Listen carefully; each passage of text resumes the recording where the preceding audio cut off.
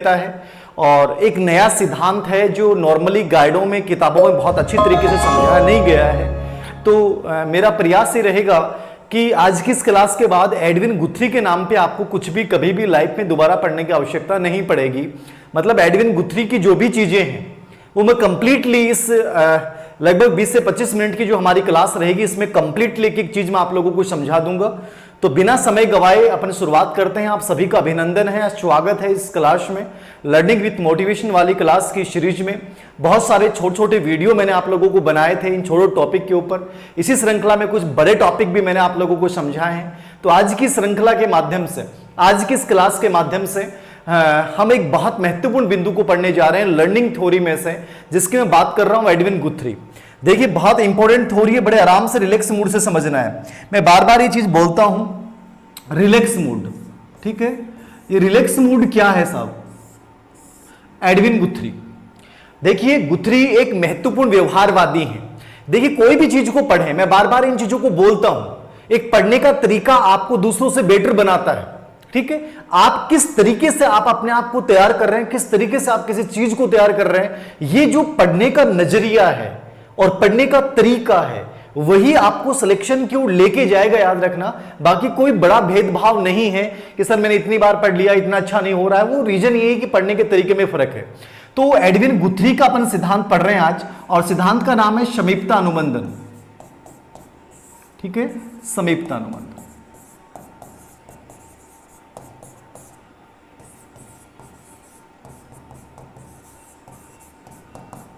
Contiguity, समीपता अनुबंधन, इसको आप प्रतिस्थापन सिद्धांत भी बोल सकते हैं। प्रतिस्थापन सिद्धांत। तो समीपता कॉन्टिग्यूटी का मतलब क्या है, समीपता का मतलब क्या है, ठीक है। थोड़ा बहुत इंग्लिश वर्ड्स में वैसे यूज तो करने लग गया हूं, लेकिन धीरे धीरे सीख रहा हूं ना इंग्लिश, तो थोड़ी बहुत गलती हो सकती है कि बच्चे कमेंट कर देते हैं सर इंग्लिश का प्रोनाउंसिएशन इतना अच्छा नहीं है। तो अभी सीखने की स्थिति में है, और जिंदगी में हमेशा मैंने एक चीज मानी है कि लाइफ में आदमी कुछ भी सीख सकता है। तो मैं भी सीख जाऊंगा, अच्छे से सीख जाऊंगा, ऐसा कुछ नहीं है, क्योंकि कमजोर पृष्ठभूमि से निकले हैं। कोई इंग्लिश मीडियम कहीं हमने पढ़े नहीं। हाँ, इंग्लिश में मेरे नंबर बहुत अच्छा है हमेशा से, क्योंकि पढ़ लेता था, मेहनत कर लेता था, लेकिन इन चीज़ों पे इतना ध्यान नहीं दिया। तो अब धीरे धीरे इंप्रूव करेंगे, और मैं मानता हूं कि विल पावर इंसान कुछ भी कर सकता है, और कमजोरियों पे ज़्यादा ध्यान फोकस नहीं करना चाहिए। कमजोरियां हैं तो उन कमजोरियों को दूर भी कर लिया जाएगा, ठीक है। तो समीपता, कॉन्टिग्यूटी और प्रतिस्थापन मतलब क्या है समझिएगा। सबसे पहले आपके दिमाग में आना चाहिए गुथ्री, एडविन गुथ्री। जब भी गुथ्री की अपन बात करते हैं, जब भी अपन एडविन गुथ्री की बात करते हैं, सबसे पहले आपके दिमाग में आएगा एडविन गुथ्री कौन। एडविन गुथ्री कौन, मतलब किसी भी चीज को आप पढ़ रहे हैं तो सबसे पहले दिमाग में आनी चाहिए कि मैं क्यों पढ़ रहा हूं इसको, ठीक है। इस पे कितने क्वेश्चन पूछे गए हैं ये दिमाग में आना चाहिए, और यहां से कितने प्रश्न पूछे जा सकते हैं या कैसे प्रश्न पूछे जा सकते हैं ये आपके दिमाग में आना चाहिए। ये 2-3 प्रश्न हमेशा जब भी टॉपिक पढ़ रहे हो तो उस समय आपके दिमाग में आ जाना चाहिए, जिससे आपके माइंड में खाका बन जाएगा कि मैं इस बिंदु को तैयार कैसे कर रहा हूं। और मैंने कोशिश की यूट्यूब के विभिन्न वीडियो के माध्यम से, क्योंकि कंप्लीट सिलेबस बहुत बड़ा है, रीड को एक कॉमन साइकोलॉजी नहीं है कि अपन कंप्लीटली यूट्यूब पे पॉसिबल हो, पॉसिबल ही नहीं हो पाता, याद रखना। तो जितना मैंने कोशिश की है, जितना पॉसिबल हुआ उतना करवाने की मैंने कोशिश की है। तो याद रखिए एडविन गुथ्री कौन है। तो एडविन गुथ्री कौन है? अमेरिका के व्यवहारवादी मनोवैज्ञानिक। कौन है? अमेरिका के व्यवहारवादी मनोवैज्ञानिक। सबसे पहली चीज आपको यही याद रखनी है, मतलब ये व्यवहारवादी है कि संज्ञानवादी है। तो पहली बात याद रखियो, एडविन गुथ्री कहां के मनोवैज्ञानिक हैं? अमेरिका के हैं। और कौन से मनोवैज्ञानिक हैं? ये व्यवहारवादी मनोवैज्ञानिक हैं। अब देखिए, मैंने जब आपको व्यवहारवाद की चर्चा की थी, व्यवहारवाद जब पढ़ा है आप लोगों ने ऑफलाइन क्लासेज में या अपनी एजुकेशन में, तो हम जब भी व्यवहारवाद पढ़ते हैं तो व्यवहारवाद को अपन 2 पार्टों में पढ़ते हैं। एक व्यवहारवादी कौन है? एक व्यवहारवादी वो है जो पुनर्बलन को बहुत महत्वपूर्ण मानते हैं। क्या मानते हैं? पुनर्बलन को बहुत महत्वपूर्ण मानते हैं। तो जिनको अपन बोलते हैं पुनर्बलन व्यवहारवादी, जैसे कि थॉर्नडाइक, आईपी पावलोव, सीएल हल और स्किनर। ये चार सिद्धांत आपको पढ़ने पड़ते हैं, थॉर्नडाइक, पावलोव, स्किनर और सीएल हल। ये वो लोग हैं जो कहते हैं कि पुनर्बलन के बिना कुछ भी नहीं है, मतलब रीइंफोर्समेंट और प्रभाव सबसे इंपॉर्टेंट रोल अदा करता है। तो ये सभी चारों ही प्रभाव के नियम को स्वीकार करते हैं और स्किनर का सिद्धांत तो स्पेशली प्रभाव के नियम पे है। लेकिन इसी व्यवहारवाद की दूसरी विचारधारा जो है वो कौन है? गुथ्री। और गुथ्री ने सिद्धांत कौन सा दिया? समीपता अनुबंधन, जिसको आप प्रतिस्थापन कॉन्टिग्यूटी थ्योरी कह सकते हैं। अमेरिका के व्यवहारवादी मनोवैज्ञानिक, इन्होंने ये कहा कि सीखने में पुनर्बलन का कोई योगदान नहीं है, यानी पुनर्बलन की कोई आवश्यकता नहीं है, प्रभाव के नियम का कोई आवश्यकता नहीं है। यानी सीखने के लिए जो सबसे इंपॉर्टेंट चीज है वो क्या है? समीपता है। वो क्या है? समीपता। तो पहली चीज दिमाग में आई फीड करनी है, एडविन गुथ्री कौन? अमेरिका के व्यवहारवादी मनोवैज्ञानिक। नंबर 2, व्यवहारवाद की दूसरी विचारधारा अपुनर्बलन व्यवहारवादी के समर्थक है। इन्होंने सीखने में कहीं भी पुरस्कार को नहीं माना, सीखने में कहीं भी दंड को नहीं माना, सीखने में कहीं भी प्रभाव के नियम को स्वीकार नहीं किया और सीखने में कहीं भी मोटिवेशन को स्वीकार नहीं किया। ये कौन कहता है? एडविन गुथ्री। तो लर्निंग में पुनर्बलन को कंप्लीटली नकार देने वाला व्यवहारवादी मनोवैज्ञानिक कौन है? गुथ्री है। ठीक है, अमेरिका का हो गया। ठीक है, अब ये तो बेसिक चीज होगी, सिद्धांत का नाम है, प्रतिस्थापन है। अब देखिए, समझिए एडविन गुथ्री के बारे में क्या समझना है।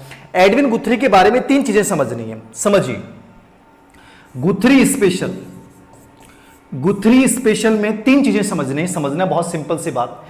एडविन गुथ्री ये कहता है कि आप कोई भी चीज को सीख कैसे सकते हैं। तो सीखने के लिए सबसे बेटर सा तरीका होता है कि सीखने के लिए पहली चीज ये है कि उद्दीपक व अनुक्रिया के मध्य, उद्दीपक व अनुक्रिया के मध्य, स्टिमुलस एंड रिस्पॉन्स के मध्य, उद्दीपक और अनुक्रिया के मध्य किसका होना आवश्यक है? समीपता का। किसका होना आवश्यक है? समीपता का होना आवश्यक है। मतलब गुथ्री का पूरा सिद्धांत इस पे टिका हुआ है कि मैंने कहा कि जो पहले व्यवहारवादी हम लोग पढ़ते हैं, थॉर्नडाइक पढ़ते हैं साहब, स्किनर पढ़ते हैं आप, पावलोव पढ़ते हैं, इसके आपका सीएल हल पढ़ते हैं, वो तो कहते हैं कि उद्दीपक अनुक्रिया के मध्य पुनर्बलन, कौन है? पुनर्बलन की भूमिका सबसे इंपॉर्टेंट है। तो वो तो पुनर्बलन को महत्वपूर्ण मानते हैं। और गुथ्री क्या कहता है कि साहब पुनर्बलन महत्वपूर्ण नहीं है, महत्वपूर्ण कौन है? महत्वपूर्ण है समीपता। कौन है महत्वपूर्ण? समीपता। तो कॉन्टिग्यूटी को महत्वपूर्ण मानने वाला, समीपता को महत्वपूर्ण माना किसने माना? एडविन गुथ्री ने माना। तो ये कहता है कि सीखना कैसे होगा? तो सीखने के लिए उद्दीपक अनुक्रिया के मध्य साहचर्य होना आवश्यक है। क्या होना आवश्यक है? समीपता का दूसरा मतलब क्या ले सकते हो? साहचर्य। अब यहां कंफ्यूजन ये भी पैदा होगा, गुरुजी साहचर्य की बात तो पावलोव भी करता है, 100% करता है, डेफिनेटली करता है, लेकिन पावलोव पुनर्बलन को महत्वपूर्ण मानता है। वो समीपता साहचर्य को भी मानता है, लेकिन यह सिद्धांत पुनर्बलन को नहीं मानता, केवल समीपता और साहचर्य को स्वीकार करता है। इसलिए पावलोव से इस रूप में डिफरेंट है। बाकी आईपी पावलोव भी साहचर्य नियम की बात करता है। देखिए समझ में आया कि नहीं आया? समझ में आया कि नहीं आया बताइए? बहुत सिंपल सी चीज है, समझ में आया कि नहीं आया? बहुत कॉमन चीज है। उद्दीपक अनुक्रिया के मध्य, उद्दीपक अनुक्रिया के मध्य समीपता को महत्वपूर्ण माना। किसने माना? समीपता को महत्वपूर्ण किसने माना? एडविन गुथ्री ने। या समीपता के स्थान पे आप शब्द क्या देख सकते हैं? साहचर्य देख सकते हैं। पुनर्बलन को किसने अस्वीकार कर दिया? नकार दिया। किसने नकार दिया? एडविन गुथ्री ने नकार दिया कि महत्वपूर्ण नहीं है पुनर्बलन, पुनर्बलन की जरूरत ही नहीं है, आप तो समीपता का जरूरी है। उद्दीपक अनुक्रिया के मध्य जैसे समीपता होगी आप सीख जाओगे। तो बेस्ट महत्वपूर्ण किसको माना? इसने समीपता को माना। तो पहली चीज तो आपको यही याद रखनी है कि उद्दीपक अनुक्रिया के मध्य समीपता को सबसे इंपॉर्टेंट किसने माना है। तो आपको अपने जहन में रखना है कि किसने माना? एडविन गुथ्री। तो ये चीज आप लिख सकते हैं, देख सकते हैं, ठीक है ना? ये चीज आप लिख सकते हैं, देख सकते हैं, ये चीज लिख लेना, ये चीज लिख लेना कि उद्दीपक अनुक्रिया के मध्य, उद्दीपक अनुक्रिया के मध्य, उद्दीपक अनुक्रिया के मध्य, उद्दीपक अनुक्रिया के मध्य समीपता को सबसे इंपॉर्टेंट माना है, साहचर्य को सबसे इंपॉर्टेंट माना है। किसने? एडविन गुथ्री ने। ठीक है। नंबर दूसरी चीज जो आपको याद रखनी है, पहली समीपता हो गई। यह कहता है कि सीखना एकल प्रयास का परिणाम होता है। क्या होता है? एकल प्रयास। दूसरी चीज जो आपको याद रखनी है, जब आपको मैंने स्किनर पढ़ाया था, या स्किनर आपने मतलब ऑफलाइन की यूट्यूब में भी मैंने चर्चा तो की थी शायद, ठीक है, आईपी पालो हमने पढ़ा है, सीएल हल हमने पढ़ा है, किताब में पढ़ा है। तो आप सीएल हल को पढ़ते हैं, स्किनर को पढ़ते हैं और थॉर्नडाइक को पढ़ते हैं। आप तीनों सिद्धांतों को जब भी पढ़ोगे तो आपको लगेगा कि वो बहुत सारी अनुक्रियाओं की बात करते हैं। थॉर्नडाइक कहता है कि बार बार क्रिया करते हैं तब सीखते हैं, स्किनर के सिद्धांत में भी बार बार प्रयोग किया गया तब सीखा, और सीएल हल में भी चूहे पे जो प्रयोग किया गया वो बार बार किया गया तब सीखा गया। तो मतलब वो अनुक्रियाओं के दोहराव पे बल देते हैं। कौन? स्किनर बल देता है, थॉर्नडाइक बल देता है, और आपका सीएल हल बल देता है। लेकिन एडविन गुथ्री जो है वो ये कहता है कि सीखना एकल प्रयास का परिणाम है। किसका परिणाम है? एकल प्रयास, सिंगल प्रयास, फर्स्ट अटेम्प्ट में ही आप सीख जाते हो। मतलब आपको अलग अलग अटेम्प्ट करने की आवश्यकता ही नहीं है। तो ये विशेष डिफरेंस हो गया। पहली चीज तो ये समीपता को महत्वपूर्ण मान लेता है, साचर्य को महत्वपूर्ण मान लेता है, और दूसरा ये कहता है कि सीखना क्या होता है, एकल प्रयास का प्रयोग करता है सीखने में। जबकि वो जो कहते थे वो क्या कहते थे कि सीखना अनेक प्रयासों का परिणाम होता है। तो ये डिफरेंस हो गया, पहला अंतर समीपता और दूसरा एकल प्रयास।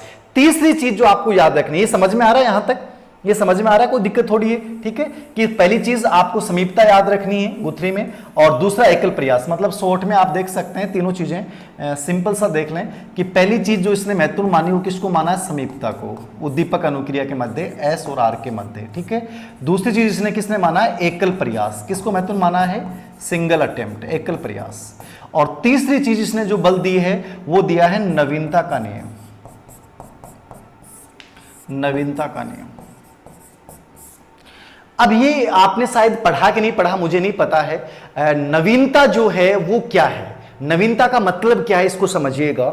नवीनता का मतलब क्या होता है इसको देखिएगा। नवीनता का मतलब क्या है? एडविन गुथ्री ने हॉटन के साथ प्रयोग किया। किसका प्रयोग किया? अरे क्या समझ में नहीं आया? एक बच्चे का कमेंट था समझ में नहीं आया। क्या समझ में नहीं आया? देखो सिंपल सी बात है, एडविन गुथ्री व्यवहारवादी मनोवैज्ञानिक है, और ये क्या है? अपूर्ण बलन व्यवहारवादी हैं। कि इससे पहले वाले जो सिद्धांतवादी हैं वो तो पूर्ण बलन है, ये पूर्ण बलन को महत्व नहीं मानता। ये कहता है उद्दीपक अनुक्रिया के मध्य जो संबंध होता है वो साचरी के आधार पे होता है। साचरी का मतलब समझते हो क्या? अरे समीपता को मतलब समझो कि बहुत कॉमन सेंस की चीज है, और थारा समझ में नहीं आवत तो मैं कह रहा हूं कि बताऊं आप थान डांट भी कौन को कितो डांटो था, मतलब कॉमन सेंस की चीजें हैं, ये समझ में नहीं आ रही हैं। तो इससे इजी तरीका मेरे अकॉर्डिंग धरती पे हो ही नहीं सकता समझाने का। अरे समीपता का मतलब, साचर्य का मतलब मैंने कितनी बार बताया, एक परिस्थिति में कोई व्यवहार किया, एक परिस्थिति में कोई व्यवहार किया और वही समान परिस्थिति दोबारा आती है, तो आप उन दोनों परिस्थितियों में क्या स्थापित कर लेते हो? समीपता स्थापित कर लेते हो, और वो पहले वाली परिस्थिति में जो व्यवहार किया था वही दूसरी परिस्थिति में व्यवहार कर दोगे, ये समीपता है। मतलब वो समान परिस्थिति जैसे आएगी तो आप वही व्यवहार करोगे, समीपता है। जबकि पहले वाले सिद्धांत ये कहते हैं कि सीखने में समीपता से ज्यादा महत्वपूर्ण पुनर्बलन है, लेकिन एडविन गुथ्री पुनर्बलन को महत्वपूर्ण नहीं मानता है। वो किसको महत्वपूर्ण मानता है? वो किसको महत्वपूर्ण मानता है? वो समीपता को मानता है। और समीपता को मतलब बता दियो, समीपता को मतलब यो हुआ है कि एक परिस्थिति के मायने कोई चीज करेड़ी है और बेसिक समान दूसरी परिस्थिति आएगी तो आप उन दोनों परिस्थितियों में एक समीपता स्थापित कर लेते हो, साचरी स्थापित कर लेते हो। यह सीखना है। अब ये इसमें क्या समझ में नहीं आया? क्या समझ में नहीं आया? कितनी इजी चीजें हैं उसमें समझ में नहीं आया। अब दूसरा प्रश्न, गुरुजी बिल्ली पर प्रयोग करो, कुत्ता पर प्रयोग करो। जितनी किताब पढ़ोगे उसमें उतना ही कंफ्यूजन होगा। अधिकतर किताबें पढ़ोगे आपको मिलेगा कि साहब एडविन गुथ्री ने जो प्रयोग किया वो बिल्ली पे प्रयोग किया, 100% बिल्ली पे प्रयोग किया, लेकिन गुथ्री ने खरगोश के ऊपर भी प्रयोग किया। गुथ्री ने बिल्ली का जो प्रयोग किया था 1947 में वो हॉटन के साथ मिलकर किया, लेकिन गुथ्री का यदि पर्टिकुलर प्रयोग की बात करेंगे तो खरगोश का प्रयोग था। वो समझाऊंगा, पहले समझ लीजिए कि एक चीज को। अरे सा आ जाएगा, बीच में टेंशन मत लिया करो, थे परिणाम ध्यान दिया करो, तो टेंशन क्यों लो? कठाऊं कठे तक बात चीज के भी ये सब गुथ्री पढ़ा रहे हो तो गुथ्री के माने एक चीज मैं बता रहा हूं ना, मेरी गला तो बैठ रहा है, मैं कैसे जोर जोर से चिल्ला रहा हूं, मैं बता रहा हूं ना, इंतजार तो कर लो, पेशेंस तो रख लो। पेशेंस नहीं है तो क्या क्या होगा तुम लोगों में? गुरुजी आग ले रहा आवेगी जना आ जाएगी, आगली के चक्कर में रह जाओगा। नवीनता के नियम में समझ लो, समीपता को महत्वपूर्ण मानता है, सीखने में सिंगल अटेम्प्ट, यानी ये बहु प्रतिक्रिया को महत्वपूर्ण नहीं मानता है, कहता है कि व्यक्ति एक ही प्रयास में सीख सकता है, एक ही प्रयास में सीख सकता है और एक ही प्रयास में भूल सकता है। दोनों चीजें बताई इसने, एक ही प्रयास में सीख सकता है और एक ही प्रयास में भूल सकता है। किसने कहा था? गुथ्री ने। नवीनता का नियम क्या है? नवीनता का नियम, नवीनता का नियम ये कहता है कि मान लीजिए हमने कोई प्रयोग किया या किसी परिस्थिति में हमने किसी जानवर में प्रयोग किया, तो उस परिस्थिति में जानवर जो अनुक्रियाएं दोहराता है, उन अनुक्रियाओं में से जो वो अंतिम अनुक्रिया दोहराता है, उस अनुक्रिया को वो अगले प्रयास में उसी अनुक्रिया को दोबारा दोहराएगा। ये नवीनता है। मतलब इसने जो बिल्ली का प्रयोग किया वो नवीनता के नियम पे बेस्ड था। बिल्ली का जो हॉटन के साथ प्रयोग था, क्या प्रयोग था कि इसने बिल्ली पे प्रयोग किया, ये पोल लगा हुआ है, ये पिंजरा है, किसके साथ मिलकर किया? इसने हॉटन के साथ मिलकर किया। किससे प्रयोग किया? बिल्ली पर। अब ये पोल लगा हुआ है, याद रखना क्या है? पोल है मान लीजिए, और ये मान लीजिए बिल्ली है। ये क्या है? बिल्ली है, ठीक है। तो ये बिल्ली है और ये पोल लगा हुआ है। विशेषता ये है कि बिल्ली के शरीर का कोई भी अंग यदि इसके टच करेगा, किसके टच करेगा? इस पोल के टच करेगा, तो ये पोल जो है खुल जाएगा, मतलब ओपन हो जाएगा, ये दरवाजा ओपन हो जाएगा और बिल्ली बाहर आ जाएगी। मतलब कि इसके टच होने पर ही दरवाजा खुलेगा, अन्यथा दरवाजा नहीं खुलेगा, याद रखना। अब देख, बीच में नमूनों एक प्रश्न पूछ रहे हैं, पुण्य बलन प्रबलन को सिद्धांत किन दियो। अभी बात किसकी कर रहा हूं मैं? समीपता अनुबंधन की। समीपता अनुबंधन समझ में आ गया क्या? पुण्य बलन प्रबलन लाने की आवश्यकता कहां पे है आप लोगों को? जब अभी ये पढ़ रहे हो तो पढ़ लो ना, किताब में डाल रखा है पुण्य बलन प्रबलन सिद्धांत किसने दिया। कितनी बार मैंने डाउटफुल टेस्ट सीरीज में प्रश्नों की चर्चा कर ली। मेरे पास डेली कम से कम 50 प्रश्न आते हैं। बच्चे कहते हैं सर प्रश्न पढ़ते नहीं, काहे को पढ़ने की जरूरत है? मतलब मैंने जो डाउटफुल सीरीज में जो प्रश्न करवा दिए ऑलरेडी, वही प्रश्न आप लोग मेरे से पूछ रहे हो। आप लोगों की इतनी हिम्मत नहीं है कि उस डाउटफुल सीरीज को देख लो, उसको आप देखते नहीं हो। सर के पास भेज दो, सर के पास इतना समय मिलेगा, जवाब देंगे। अरे मैंने हर चीज करवा रखी है डाउटफुल सीरीज में, सब चीजों का जवाब दे रखा है। परबलन पुण्य बलन दोनों की व्याख्या कर रखी है, लेकिन देखा नहीं इसने, देखा नहीं है। मुंह धोके आ गया और तुरंत प्रश्न डाल दिया, सब कॉपी पेस्ट उसको चलाता रहेगा। परबलन पुण्य बलन किताबें भी डाल रखा है, डाउटफुल सीरीज में इसको एकदम क्लियर किया हुआ है, लेकिन वहां देखने का टाइम नहीं है, वहां देखने का टाइम नहीं है। मेरे पास तुरंत कि सर वो प्रश्न बताओ नयो है। मैंने डाउटफुल सीरीज में मतलब 99% प्रश्न मेरे पास वो आते हैं बच्चों के जो ऑलरेडी मैंने डाउटफुल सीरीज में करवा दिए। लेकिन मतलब कई बार लगता है, कई बच्चे जो पढ़ने वाले बच्चे उनको लगते हैं सर आप इनकी कमेंटों पे ध्यान ही मत दिया करो, सही करें ना, ध्यान मत दो नमूनों के पे। तो देखो कहां ध्यान डाइवर्ट कर देते हैं। ये बिल्ली है, ये बिल्ली है और ये क्या है? पोल लगा हुआ है। विशेषता ये है कि बिल्ली के शरीर का कोई भी अंग टच करेगा तो दरवाजा खुलेगा, अन्यथा नहीं खुलेगा। अब मान लीजिए बिल्ली, बहुत सारी बिल्ली पे प्रयोग किया गया, तो इसने 29K के नाम से एक प्रयोग दिखाया था, 29 कैट सी, ठीक है ना, 29 कैट मतलब 29 कैट मतलब 29 स्थितियों में प्रयोग किया इसने बिल्ली पे। कितनी स्थितियों में? 29 स्थितियों में प्रयोग किया। तो इसने ये देखा कि मान लीजिए बिल्ली के शरीर का मतलब उसका मुंह है, इसके मुंह टच हुआ और बिल्ली बाहर आ गई, तो अगले प्रयोग में जैसे आप करोगे तो बिल्ली मुंह का यूज करेगी। यदि बिल्ली की पूंछ टच हुई तो बिल्ली क्या करेगी? अपनी पूंछ का ही प्रयोग करेगी। मतलब जिस अंग से आप उस अनुक्रिया को, उस कार्य को करते हो और वो सफल हो गए, तो आप उसी अनुक्रिया को दूसरी परिस्थिति में या समान परिस्थिति में उसी अनुक्रिया को दोहराओगे। इसको इसने नवीनता का नियम नाम दिया था। क्या दिया था? नवीनता का नियम। किसी परिस्थिति में आप अनुक्रियाएं करते हैं, उन अनुक्रियाओं में से जो अंतिम अनुक्रिया आपने की है, उसी अनुक्रिया को आप दूसरी नवीन परिस्थिति में या दूसरी परिस्थिति में उसी अनुक्रिया को आप रिपीट करते हो। यह नियम कौन सा नियम कहलाता है? नवीनता का नियम। कौन सा नियम कहलाता है? नवीनता का नियम कहलाता है। किसने दिया नवीनता का नियम? एडविन गुथ्री ने दिया है। किस पे प्रयोग किया? बिल्ली पे प्रयोग किया। किसके साथ किया? हॉटन के साथ मिलकर किया। प्रयोग क्या था मैंने आपको बता दिया है कि अंग जो टच करेगा और उसी अंग को जिससे वो दरवाजा खुला है, उसी अंग का वो अगली परिस्थिति में सेम प्रयोग करेगी। इसको उसने नवीनता का नियम दिया था। यह प्रयोग 29 परिस्थितियों में बिल्लियों पे किया गया, हॉटन के साथ मिलकर किया था। ये तीन चीज समझ में आई कि नहीं आई? समीपता पूर्ण बलन की भूमिका को स्वीकार नहीं करता, समीपता को महत्वपूर्ण मानता है। एकल प्रयास महत्वपूर्ण है, याद रखना क्या महत्वपूर्ण है? एकल प्रयास महत्वपूर्ण है। और तीसरा क्या है? नवीनता का नियम। क्या है? नवीनता का नियम जो है वो उस पे बिल्ली पे प्रयोग किया। तीन चीज समझ में आ गई। यहां तक कोई दिक्कत है किसी को? यहां तक किसी को दिक्कत है? किसी को दिक्कत है बताइए।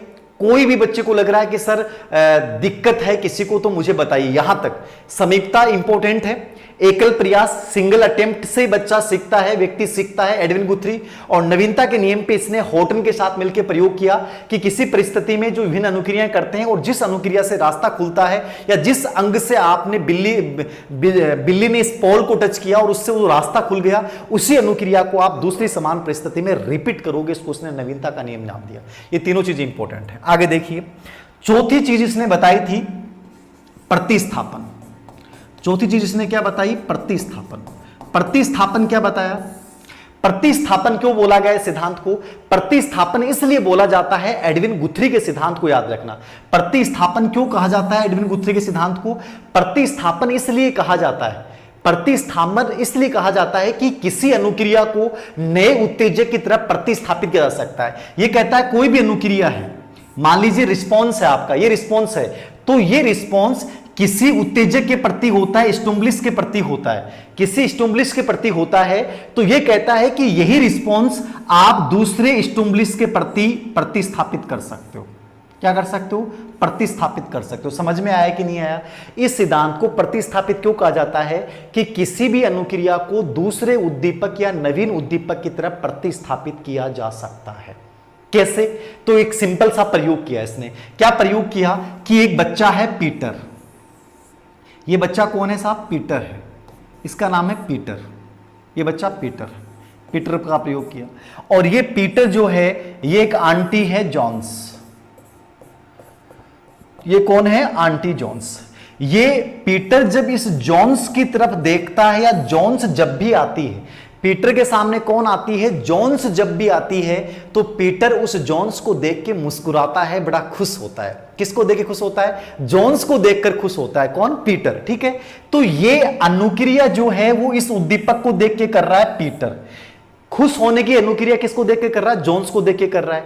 अब इसने क्या कहा एडविन गुथ्री ने कि जो प्रतिक्रिया इसने जॉन्स के प्रति की, एक दिन हमने क्या किया, पीटर के सामने हमने खरगोश को रखा। किसको रखा? हमने खरगोश को रखा। तो पीटर ने जैसे ही खरगोश को देखा, पीटर ने जैसे ही खरगोश को देखा, तो जो अनुक्रिया मिसेज जॉन्स के प्रति की, वही अनुक्रिया उसने किसके प्रति कर दी? खरगोश के प्रति कर दी। यानी इस अनुक्रिया को किधर प्रतिस्थापित कर दिया? खरगोश की तरफ। यानी कोई भी अनुक्रिया जो है उसको अपन नए उद्दीपक की तरफ प्रतिस्थापित कर सकते हैं। यह बात कौन कहता है? एडविन गुथ्री कहता है। ठीक है, यह प्रयोग था पीटर, जॉन्स और खरगोश का। तो इसने खरगोश पे जो प्रयोग किया था वो व्यक्तिगत प्रयोग था, खरगोश, पीटर और जॉन्स। और बिल्ली पे जो प्रयोग किया था वो हॉटन के साथ मिलकर किया था। इसलिए खरगोश और बिल्ली दोनों पे इसने प्रयोग किया। खरगोश का प्रयोग पीटर और जॉन्स के साथ मिलकर किया था, और हॉटन का प्रयोग जो था वो किसके साथ किया था? वो किया था आपका पहली बॉक्स के अंतर्गत, जो नवीनता के नियम के आधार पे क्या था। ये तो एक प्रकार से एडविन गुथ्री की बेसिक चीजें हैं। ये तो सब क्या होगी? बेसिक चीजें।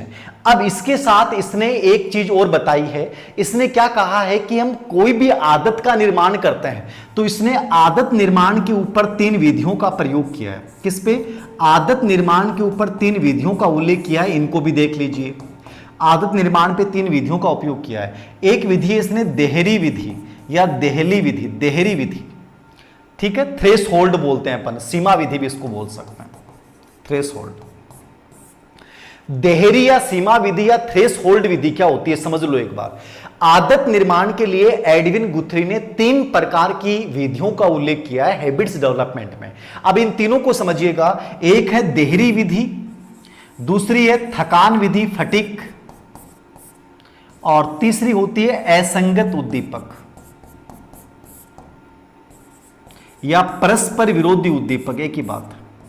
ये 3 विधियों का प्रयोग किया। इन तीनों को समझना। प्रश्न कई बार एग्जाम में पूछा गया है।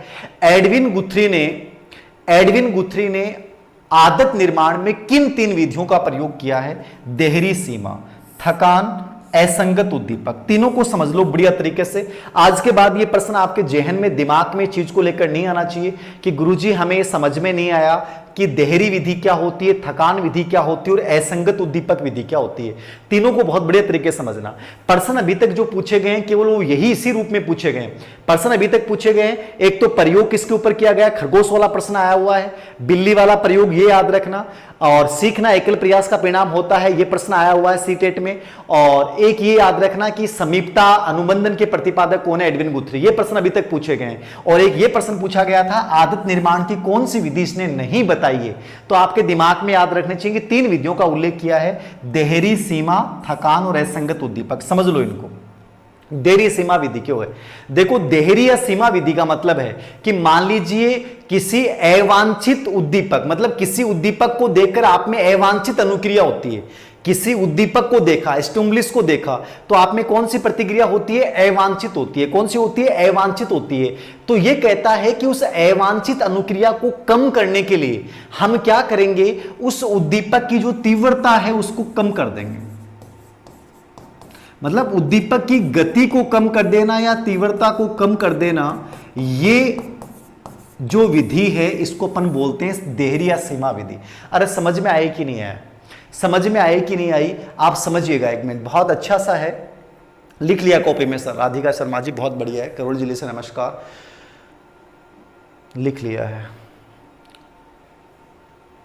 ध्यान देना, योगेश जी बहुत अच्छा लिख रहे हैं। उद्दीपक की गति को कम कर देना या उसकी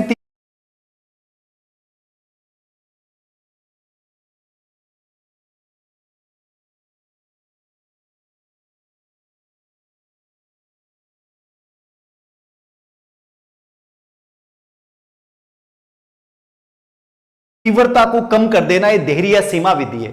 इसने एक सिंपल सा एग्जांपल दिया था एडविन गुथ्री ने कि हम किसी उद्दीपक को देखकर अवांछित अनुक्रिया करते हैं, तो आपकी एक अच्छी हैबिट का निर्माण करने के लिए उस अवांछित अनुक्रिया को कम करने के लिए अपन क्या करेंगे? देहरी या सीमा, मतलब एक निर्धारित सीमा तक, एक निर्धारित देहरी तक उस उद्दीपक को डाउन कर देंगे। क्या कर देंगे? उस उद्दीपक की जो गति है उसको एकदम डाउन कर देंगे। जैसे इसने एक उदाहरण दिया कि एक घोड़ा होता है। क्या होता है? घोड़ा होता है। तो घोड़ा शुरुआत में जब अश्वशाला में आता है, तो जब नया घोड़ा होता है, उस नए घोड़े के ऊपर याद रखना, आप किसी व्यक्ति को बैठाओ, नए घोड़े के ऊपर किसी व्यक्ति को बैठा दो।